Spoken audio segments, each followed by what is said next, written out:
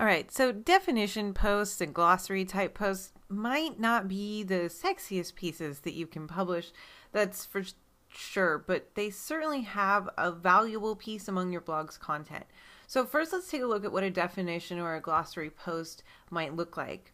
Here's a definition post on different terms and concepts around the concept of content marketing. Since it's a definitions post, it's been organized alphabetically. It's pretty easy to head on over to the page and find the key phrase that you're looking for if you need clarification on a term's meaning. Now notice that they've included less common terms like crowdsource. If you're new to the niche, you might not know what crowdsourcing is, and this definitions page would of course fill that knowledge gap for you. So the mission is accomplished here. They have a word that people might not know. The site owners have created a definitions page and then defined that term. But I want you also to notice that this definitions page includes common terms too, like email, that just about anybody would know. But in this case, it defines that term of email in light of content marketing. It says from email, from time sequences of articles to special promotions, messages via email continue to provide the highest conversion rates of any online marketing tactic. So they aren't saying email is a form of electronic communications between people from one machine to another, which is, would be a very poor but actual definition of email. Instead, they're defining it in light of what it means to somebody in this particular niche. So you'll always want to do that. Don't just define the term, but define it in relation to your niche as a whole, as they did here. And as we've also seen here, remember to include both the common terms and the less common terms when you're doing a definition kind of post. Now this post was put together, that we're looking at now, this was put together as a glossary. So you'll see that it's organized in topics and subtopics instead of alphabetically. I tend to think that nobody really visits a glossary page or a definitions page and just reads it all the way through from start to finish. And nobody does that with the dictionary. I don't know why they would do it online. Maybe they scan it, sure, but I don't think anybody's reading it through from A to Z. And this was a pretty long post. It was several pages long. So most of the time, if somebody visits a definition or a glossary kind of page, they are probably looking for a specific piece of information. So I think that the alphabetical organization that we saw on the last page is more effective and useful for your site visitors. So that's something to keep in mind as you are organizing the content.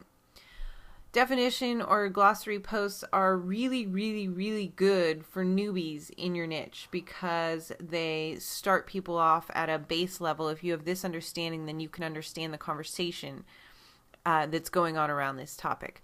And so it helps people get to that point of baseline understanding so that they can follow the rest of your blog and what you're talking about. Definition and glossary posts are similar to FAQs in that having one on your site, period, it gives newbies the information that they need to get acclimated into the niche.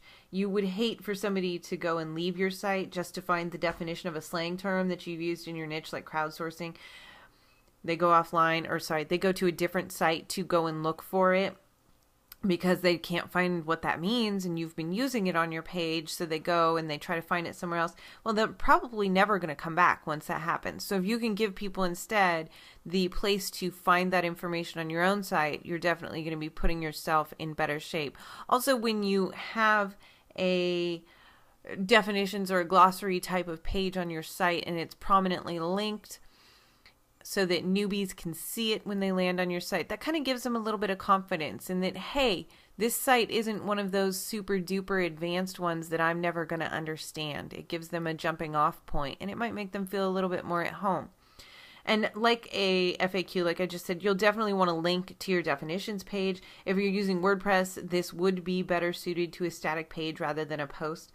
You'll want to link to that page from your homepage or somewhere else prominent so that people who are new to your site and new to the niche can find that page and can use that page. Definition and glossary posts are evergreen, so they're going to bring you traffic for years and years to come.